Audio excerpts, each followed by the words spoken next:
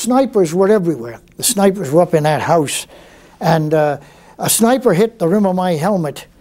I flopped down beside a shallow abutment. It shows these abutments.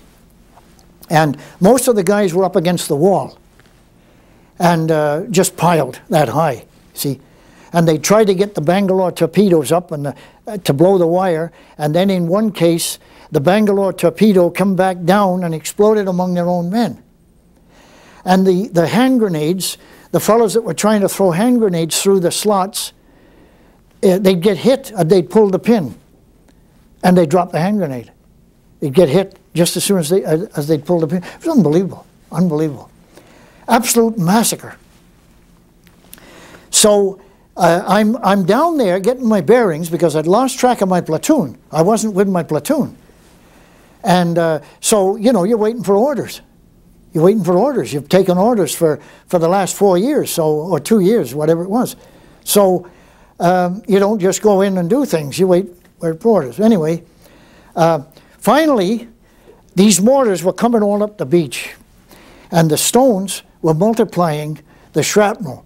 It's just like showers of this stuff.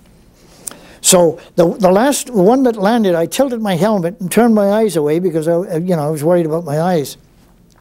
And this sniper hit the brim of my helmet and knocked my helmet off. But he missed the haversack, and the haversack had those 12 very sensitive 2-inch bombs in the haversack on my back, and it's sticking up like that. Eventually, I wiggled out of it because I seen this was a calamity. And there was going to be no use for a 2-inch mortar there. There was no way you could fire a 2-inch mortar. You couldn't see these guys. You might hit your own men. We didn't know if there was any of our first wave inland. You know, we didn't know where all our first wave was, the second wave. So eventually, I got rid of the mortar and I picked up a rifle. And there was one area where they could get up underneath the wire, and I've seen it, I can show it to you on that picture. And the guys were going up, just worming their way up underneath the wire and over the top, you see. There were so many men up there already, but there wasn't enough men up there to actually do anything. The colonel was up there. And landing with the second wave, we didn't know where any of the first wave was. We didn't know how many of the first wave had got penetrated. We didn't know that, see. Well, anyway, I start up. The guy ahead of me, you know, we're all in a lineup.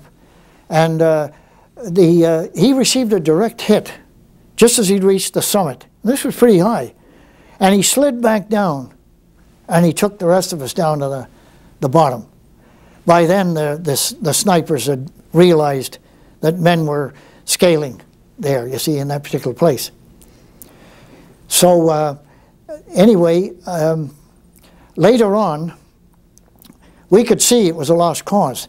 Well, then an order, there was, as I told you, this signalman was signaling the destroyer. Fire a couple of shells in, hit the wall, knock a hole in the wall, do anything. Fire shells in. Never mind the men. If you kill us guys, that's fine. Nothing. Of course, later, that was the Berkeley.